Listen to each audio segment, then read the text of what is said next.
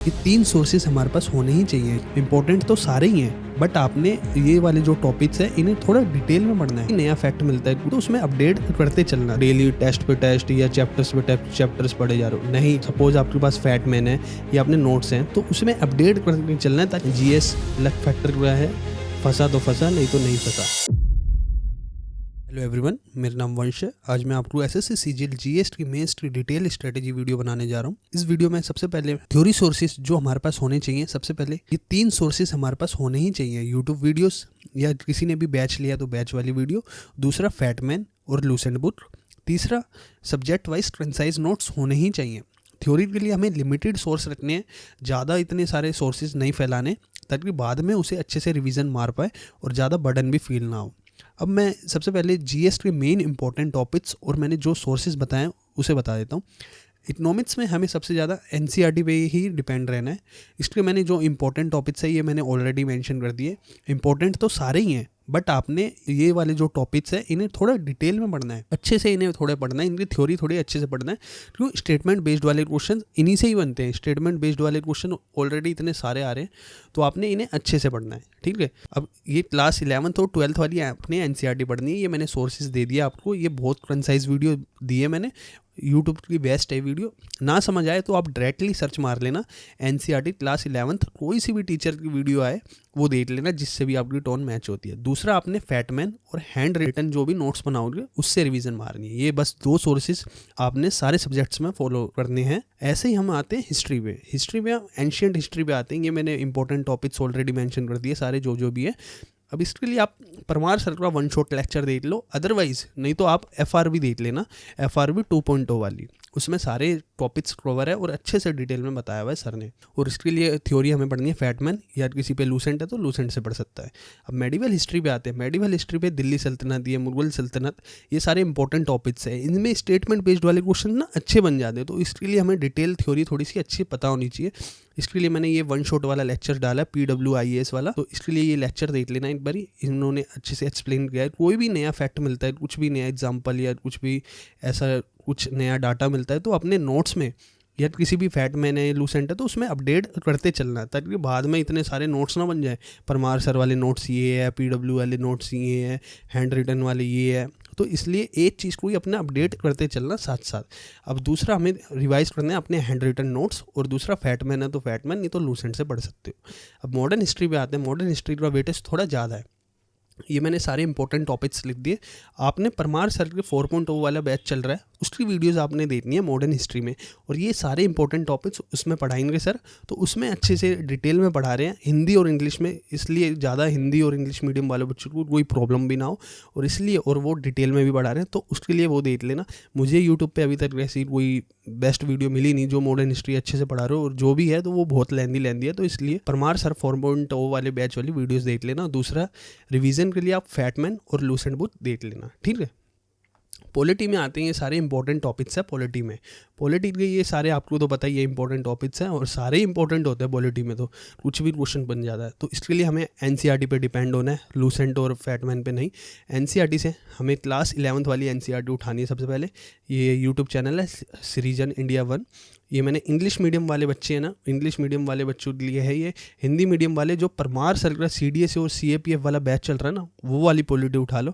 उसमें बहुत अच्छे से डिटेल में हिंदी एक्सप्लेनेशन के साथ पढ़ा रहे हैं सर, वो देख लो। अदरवाइज नहीं तो जिस पे परमार सर वाला 4.0 वाला बैच है उनकी वीडियो देख लेना, उनसे पॉलिटी पढ़ लेना। दोनों कोई डिफरेंस नहीं है, सब सेम है, ठीक है। इंग्लिश मीडियम में थोड़ा एनसीईआरटी उन्होंने लाइन बाय लाइन एक्सप्लेनेशन से बताई है, इसलिए अगर इनसे भी समझ आए तो इनसे पढ़ सकते हो। और हमारे नोट्स और फैटमैन से हमारी रिवीजन होनी चाहिए। पॉलिटी के लिए ये सोर्स लेना है आपने। अब जियोग्राफी पे आते हैं। इस पे भी हमें टोटली एनसीईआरटी पे डिपेंड रहना पड़ेगा। इसके लिए भी इसका भी वेटेज अच्छा है, और इसमें टॉपिक्स भी इतने सारे हैं, जैसे माउंटेन्स है, फॉरेस्ट है, ये सारे। इंडियन जियोग्राफी का मेन वेटेज रहता है थोड़ा सा ज़्यादा, तो हमें क्लास 11th वाली इंडियन वाली जियोग्राफी पढ़नी है। ये मैंने प्लेलिस्ट दे दी। ये सारी कंसाइज प्लेलिस्ट है, कुछ भी ऐसी नहीं है जो इतनी लेंदी वीडियो हो। बस 6-7 या मैथ्स टू मैथ्स 10 वीडियोज़ में ये सारी प्लेलिस्ट कंप्लीट है।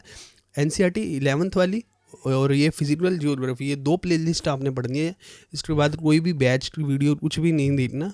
ये जब आप एनसीईआरटी पढ़ लो, इसके आपने हैंड रिटन नोट्स और फैटमैन से रिवीजन मारनी है, ठीक है। और हिंदी मीडियम वाले 4.0 बैच से पढ़ सकते हो, नो डाउट, क्यों इसमें हिंदी और इंग्लिश दोनों एक्सप्लेनेशन चल रही है, तो आपको ज़्यादा प्रॉब्लम भी ना आए और अच्छे से रिवाइज भी हो जाए। स्टैटिक जीके में ये सारे इंपॉर्टेंट टॉपिक्स है। आप इसके लिए ये नवीन सर वाली प्लेलिस्ट पढ़ लेना आप, ये बेस्ट है। ये 30+ वीडियो है, मतलब पूरी प्लेलिस्ट नहीं देखनी है आपने। सपोज आपका कुछ भी है जैसे फेमस पर्सनैलिटी वाला टॉपिक आपका नहीं पढ़ाई है, आपका वीक है, मतलब क्वेश्चन नहीं बन पाते, बस सीधा डायरेक्टली इस प्लेलिस्ट में जाना, जो भी फेमस पर्सनैलिटी वाली वीडियो है वो देख लेना बस। उस टाइप से आपने स्मार्ट वर्क से अपना आउटपुट निकालना है। ये नहीं कि जो मैं सारा बता रहा हूँ सभी पढ़ लो। अब आपने सपोज अब आपका माउंटेन चैप्टर है, जो माउंटेन टॉपिक है वो स्ट्रॉन्ग है एक तरह से, सपोज मान लेते हैं। अब आपने ये थोड़ी ना कि एनसीईआरटी में भी माउंटेन पढ़ रहे हो, एक बार ओवरव्यू ले लो, जो भी नोट्स है पढ़ लो। अदरवाइज जो आपका वीक चैप्टर है ना, पहले उस पर ध्यान देना। ये इसलिए सारे मैंने इंपॉर्टेंट डाले। जियोग्राफी के तो इससे भी ज़्यादा टॉपिक्स बन जाते हैं, बट मैंने ये सारे इसलिए डाल दिए कि पहले जो ये मैंने मेन टॉपिक्स डाले ना, इन्हें अच्छे से पढ़ लेना, और इन्हें 2 से 3 बार, चाहे बेशक पढ़ लिया आपने तो 2 से 3 बार इन्हें दोबारा पढ़ लेना। तो स्टेटमेंट बेस्ड वाले इन्हीं जो भी टॉपिक्स पता है इन्हीं से ही बनते हैं, और इनका वेटेज भी अच्छा रहता है। स्टैटिक जीके फैटमैन से आप थ्योरी पढ़ लेना, बेस्ट है, लूसेंट मत उठाना इसके लिए। बायोलॉजी पे हम आते हैं, बायोलॉजी के लिए भी एनसीईआरटी चाहिए हमें, 9th और 10th वाली इसके लिए बेस्ट होती है। यूट्यूब चैनल है एनसीईआरटी ट्यूटोरियल, ये 9th वाली प्लेलिस्ट है और ये 10th वाली है, देख लेना। एकदम कंसाइज प्लेलिस्ट दी है मैंने, सारी जो भी बेस्ट है वो सारी प्लेलिस्ट दी है मैंने, ये वाली वीडियो देख लेना। और दूसरा आपने फैटमैन और लूसेंट से आपने रिवाइज मारना है, ठीक है। अब हम आते हैं केमिस्ट्री पे। केमिस्ट्री में भी आपने साइंस 9th और 10th वाली बुक लेनी है, क्लास 9th और 10th वाली। अब ये मैंने दूसरे चैनल की डाली है प्लेलिस्ट। सपोज़ आपको ये वाली प्लेलिस्ट नहीं समझ आ रही तो आप ये वाली प्लेलिस्ट से पढ़ लेना, इनसे समझ आए तो इनसे पढ़ लेना, उनसे समझ आए तो उनसे पढ़ लेना। कंटेंट तो सेम ही है दोनों में, ठीक है। फिजिक्स में भी हम 9th 10th वाली एनसीईआरटी उठाएंगे, और ये सारे इंपॉर्टेंट टॉपिक्स है। थोड़ा जैसे साउंड है, इस पर थोड़े न्यूमेरिकल्स थोड़े से अच्छे आ जाते हैं, तो उसके लिए मैंने ये मैराथन डाली है। इसमें से पुष्पेंद्र सर है RWA वाले, उन्होंने थोड़ा अच्छे से एक्सप्लेन किया है, तो ये वाले 1 शॉट देख लेना। और एनसीईआरटी से समझ आ रहा है तो उनसे पढ़ लेना, वरना ये 1 शॉट पढ़ लेना, फिजिक्स में बेस्ट है ये। अब नोट्स किस टाइप से बना रहे हैं, नोट्स हमारे एकदम कंसाइज नोट्स होने चाहिए। A4 शीट लेनी है, A4 शीट में ऐसे आपने छोटे छोटे माइंड मैप के थ्रू अपने नोट्स बनाने, जैसे जैसे इसमें मैंने ये सैंपल डाला हुआ है ऐसे बनाने। ये नहीं कि आधे आधे रजिस्टर भर दिए जियो में ही या पॉलिटी में ही, इतने नहीं बनाने। मैथ्स टू मैथ्स आपके 10 पेज के नोट्स होने चाहिए, 10 से 12 पेज में नोट्स होने चाहिए। बड़े सब्जेक्ट से जैसे हिस्ट्री, जियोग्राफी, पॉलिटी, बस 10 से 12 में आपके पूरा कंप्लीट पोर्शन होना चाहिए। ज़्यादा इतने लेंदी नोट्स ना हो, और क्लियर और कंसाइज नोट्स होने चाहिए।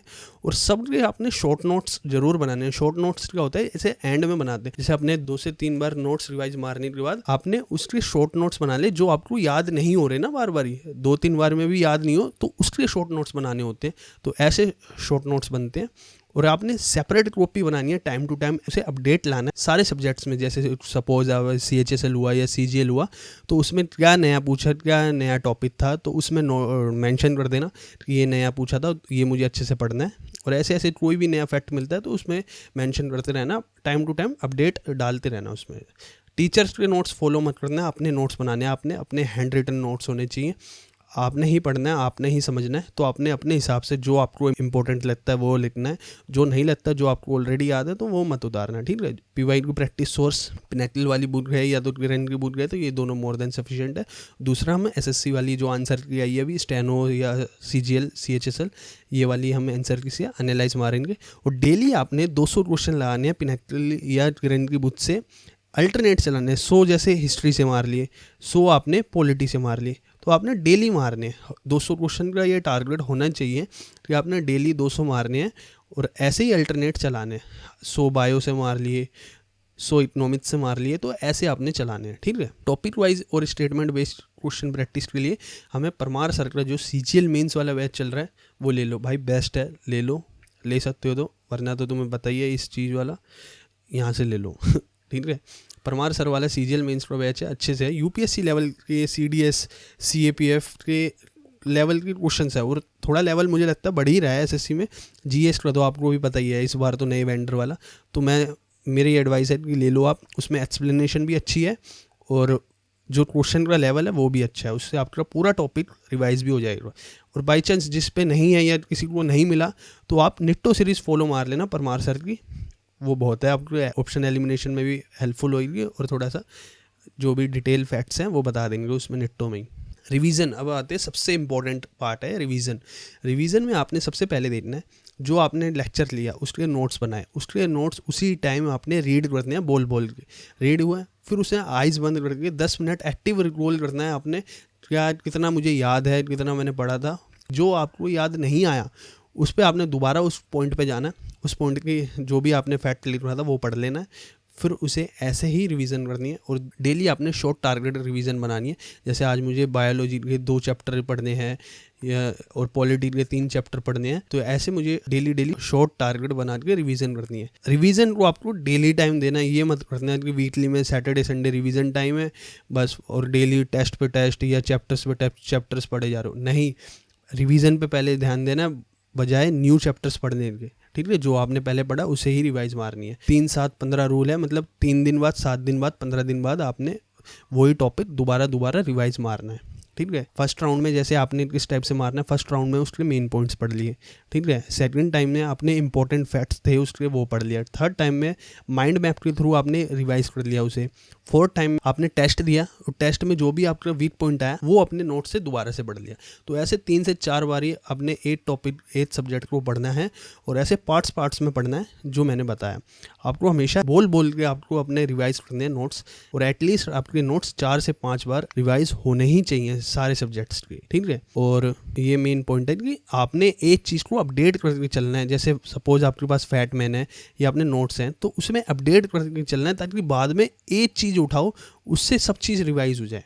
सपोज आपके पास फैट मैन है, अब आप एनसीईआरटी भी पढ़ रहे हो तो एनसीईआरटी के जो भी इंपॉर्टेंट फैक्ट है ना उसी चैप्टर वाइज फैट मैन में उतारते जाओ ताकि बाद में आप फैट मैन रिवाइज मारो तो दोबारा लेक्चर्स या पीपीटी दोबारा रिवाइज ना करनी पड़े, या किसी को भी या फैट मैन ले लो या अपने नोट्स रिवाइज मार लो।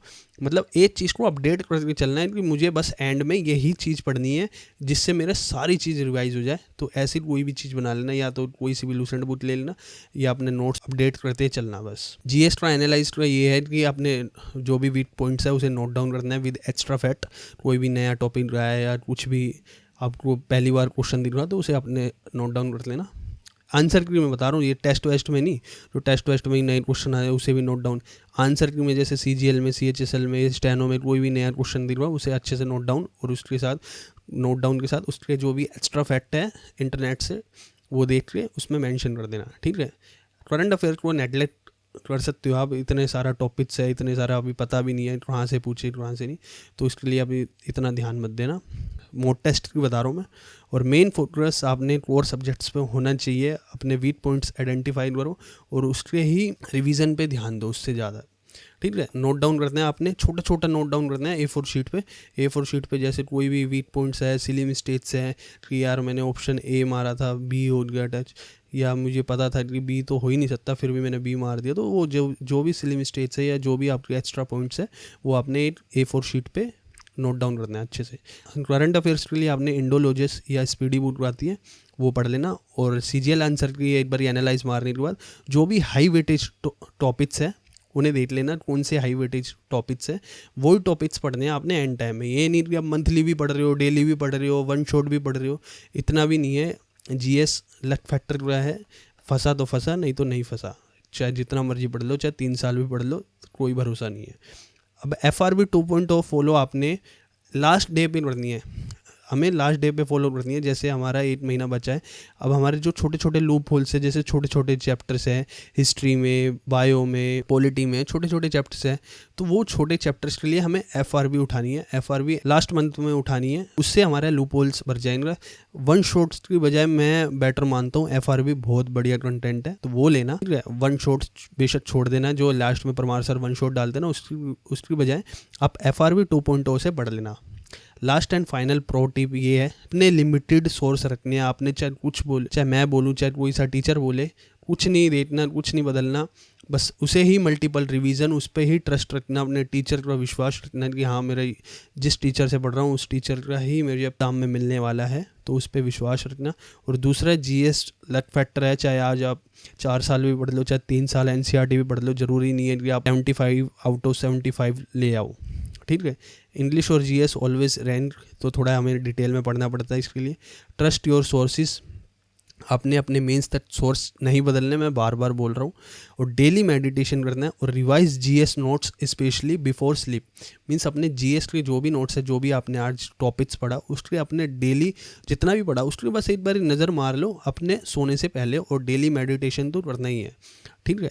और प्रैक्टिस तो मेन ज़रूरी है। स्टेटमेंट बेस्ड वाले क्वेश्चन में अगर आपकी प्रैक्टिस नहीं है तो आप नहीं बना पाओगे। वीडियो निट्टो से देखने से कुछ नहीं होगा जब तक आप उसे अप्लाई ही नहीं करना जानते किस टाइप से अप्लाई होता है। तो इसलिए आपने अच्छे से उसे फॉलो करना है। जितने ये मैंने इंपॉर्टेंट टिप्स बताई इसे देख लेना, और पीडीएफ के लिए ग्रुप में जुड़ जाना, ये वाला मेन ग्रुप है, इसमें जुड़ जाना। और वीडियो अच्छी लगी तो शेयर मार देना। जय हिंद, जय भारत।